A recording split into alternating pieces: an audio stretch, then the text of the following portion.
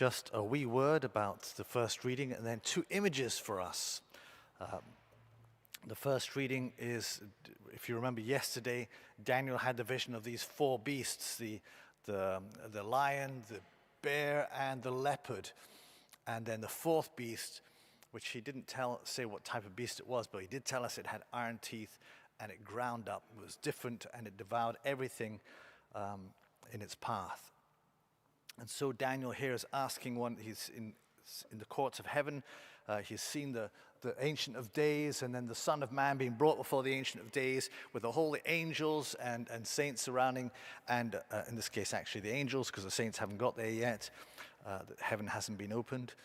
And so he asks one of the angels what's going on, and this is the response he gets from the angel. But so it's all very apocalyptic.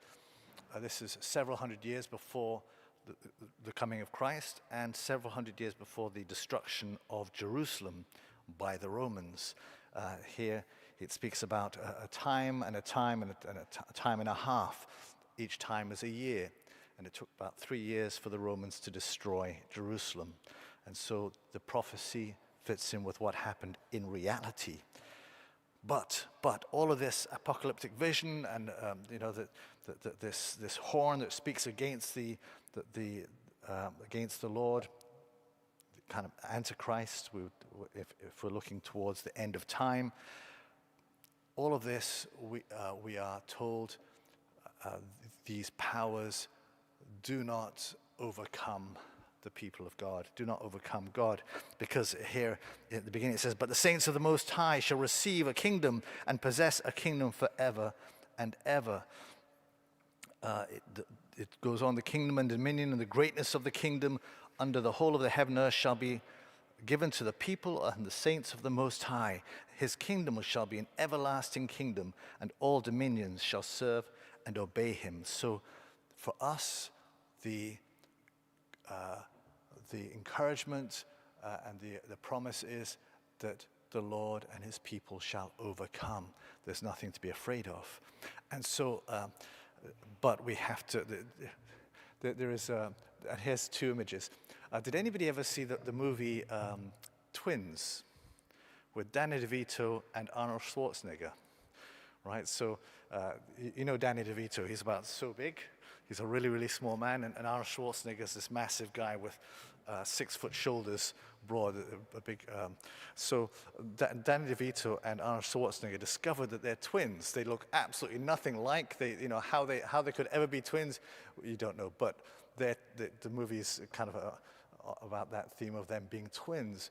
And once Danny DeVito discovers that Arnold Schwarzenegger is his twin brother, suddenly he loses fear when confronted by gangsters and such like. And so he's not afraid to confront these men, because standing right behind this little midget is this huge, enormous bodybuilder, man of power and strength.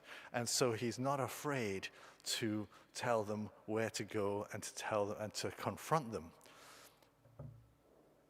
In the same way, you and I have an Arnold Schwarzenegger behind us, far greater in power and strength.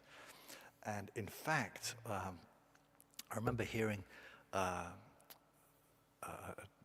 think it was a dream or a vision of one of these visionary type people, and they were saying they saw a picture of the array of the enemy approaching him and his guardian angel. And as they got closer and were looking fearsome, his guardian angel sucked in a breath and blew out a breath. And the enemy scattered. The enemy fell asunder. The breath of the guardian angel scattered the enemy. Why? Because it's not just the angel's breath, it's the power of God himself that the angel has access to. And the enemy cannot stand up to that. Cannot. And this is the power we have on our side. Now that doesn't mean to say we relax and take it easy, because Jesus is telling us here to stay awake, to be ready. St. Paul tells us that we must train and be like athletes. And I remember going a couple of years ago to a funeral of a friend of mine, and her son is a bodybuilder. And he and his friends were sitting at the reception afterwards, and we were talking, and they were talking about what they do to be able to compete. And they cannot take it easy. They have to watch absolutely every single thing they eat, because they cannot have any fat on them when they go in to compete. And they need to be training all the time. They cannot let up if they want to win the prize. And this is the sort of image that the Lord is using on us. It's so easy to step back and just to do nothing, and to relax, and to put on the weight, and to lose our place.